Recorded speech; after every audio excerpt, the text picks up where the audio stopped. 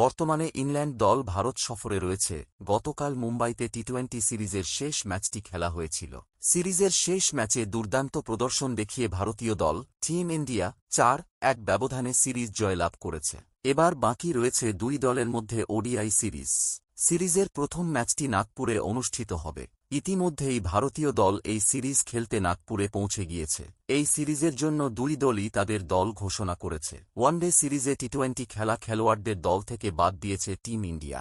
ইংল্যান্ডের বিরুদ্ধে ওডিআই সিরিজে টিম ইন্ডিয়ার অধিনায়কত্ব দেওয়া হয়েছে রোহিত শর্মাকে। রোহিতের নেতৃত্বে টিম ইন্ডিয়া গত বছর টি-20 বিশ্বকাপ শিরোপা জয়লাভ করেছিল, যার কারণে তৎকালীন বোর্ড সচিব জয় শাহ রোহিতকেই ভারতীয় দলের ক্যাপ্টেন হিসাবে আইসিসির এই টুর্নামেন্টে দেখতে চেয়েছিলেন, আর সেই রোহিতকেই দলের নেতা হিসেবে দেখতে পাওয়া যাবে। পাশাপাশি ভারতীয় দলের সহ অধিনায়কত্ব দেওয়া হয়েছে শুভমান গিলকে। তাকে ভবিষ্যৎ অধিনায়ক হিসেবে বিবেচনা করা হবে বলে তাকেই এখন থেকে বানাতে চাইছে বিসিসিআই।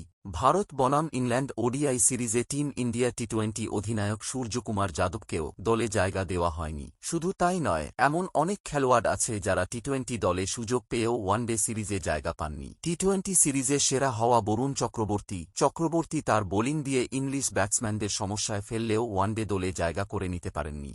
এমনকি সিরিজের সবথেকে বেশি রান বানানো অভিষেক শর্মা, উইকেট কিপার সঞ্জু স্যামসন, তিলক ভার্মারা সুযোগ পাননি। কেবলমাত্র টি-20 সিরিজে দলে সুযোগ পাওয়া হর্ষিত রানা, মোহাম্মদ শামি, অক্ষর প্যাটেল, হার্দিক পান্ডিয়া ও অর্শদীপ সিংকে দেখতে পাওয়া যাবে ওডিআই দলে। ওডিআই সিরিজের জন্য ভারতীয় দল রোহিত শর্মা, শুভমান গিল, বিরাট কোহলি, শ্রেয়াস আইয়ার, কেএল রাহুল, ঋষভ পন্থ, হার্দিক পান্ডিয়া, রবীন্দ্র জাদেজা, অক্ষর প্যাটেল, কুলদীপ যাদব, ওয়াশিংটন সুন্দর, জাসপ্রীত বুমরাহ, মোহাম্মদ শামি, আর্শদীপ সিং, যশস্বী জয়সওয়াল, হর্ষিত রানা।